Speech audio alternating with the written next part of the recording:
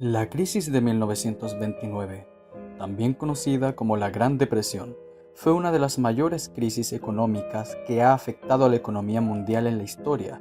Tuvo su punto de partida en Estados Unidos, desde donde se expandió a otros lugares, donde su repercusión llegó a Chile en 1930 y 1931. Las consecuencias económicas de esta fue los numerosos bancos quebraron como consecuencia del impago de muchas personas que suscribieron créditos.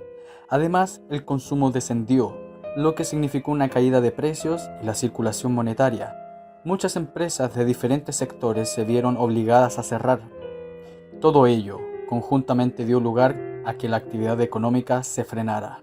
Por ello, la renta nacional y la riqueza de muchos países se vio mermada. En los aspectos sociales, el desempleo aumentó de forma alarmante y generalizada. Además, los trabajadores que consiguieran mantener su empleo vieron reducidos sus sueldos. No obstante, no solamente la clase obrera se vio afectada, las clases medias se empobrecieron y mucha gente de la clase alta lo perdió todo. En Chile, la crisis llegó en 1930. En 1930, Chile arrojaría un PIB del 16% menos que en 1929 y a su vez la COSACH vendió el 25% menos que en 1929. Para proteger el salitre se crea la COSACH, en la cual uno de sus artífices fue Pablo Ramírez, ministro de Hacienda de la época. Si bien la crisis hizo que las exportaciones bajaran y a su vez los precios, pero el salitre no se vendió, dado que se prefirió el sintético, bajando sus ventas de casi 1.200.000 toneladas en 1931 a menos de 450 toneladas en 1933. En Chile, según las investigaciones posteriores, se demostró que fue el país más afectado en el mundo por esta crisis.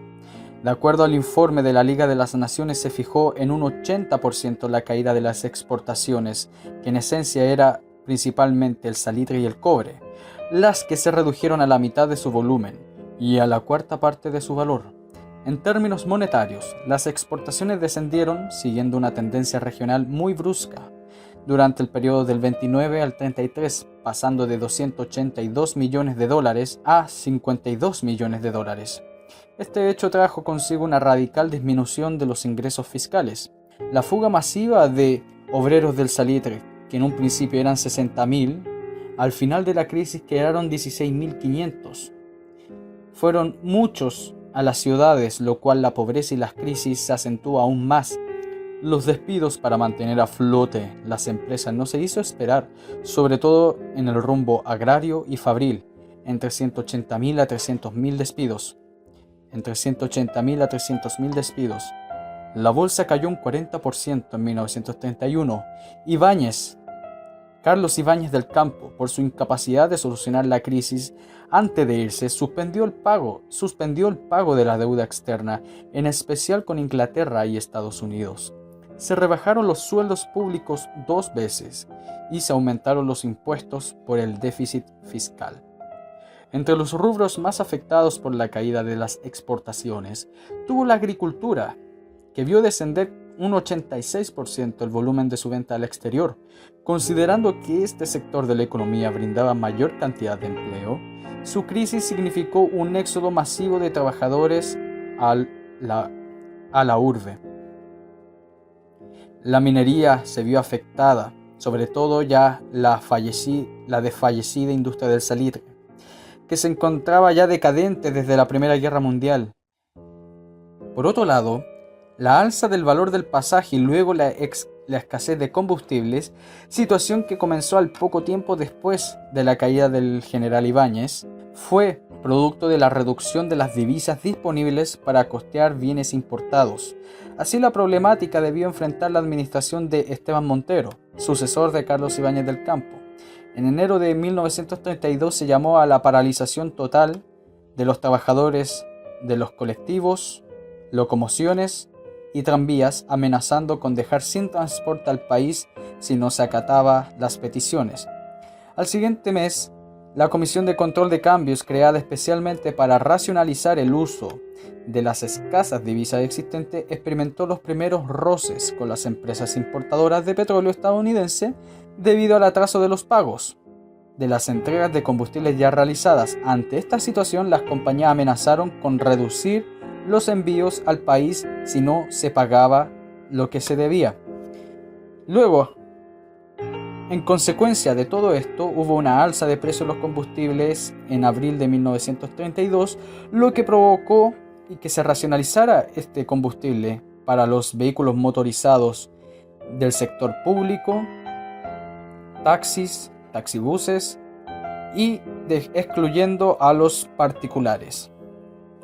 En resumen, la crisis fue una primera fase deflacionaria, que se inicia con el colapso de la balanza de pagos, en donde el impacto de la caída en las variables externas absorbido sin que mediara una política económica anticíclica para enfrentarlo.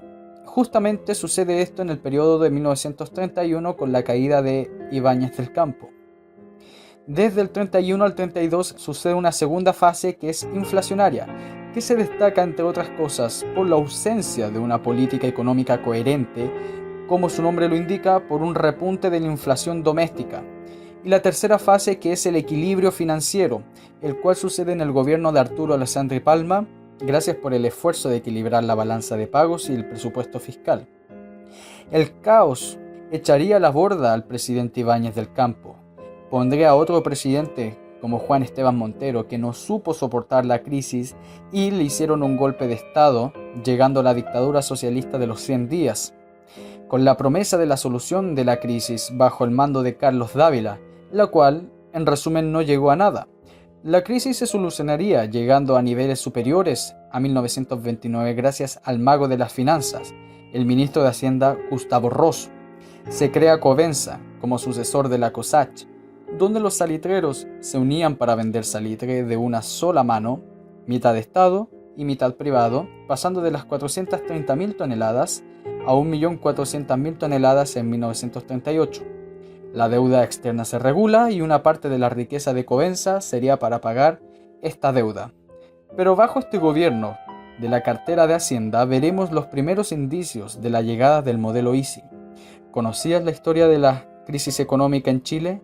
¿Sabías de las causas y de las consecuencias? Si le gustó, suscríbase a su canal El Viejo de Historia.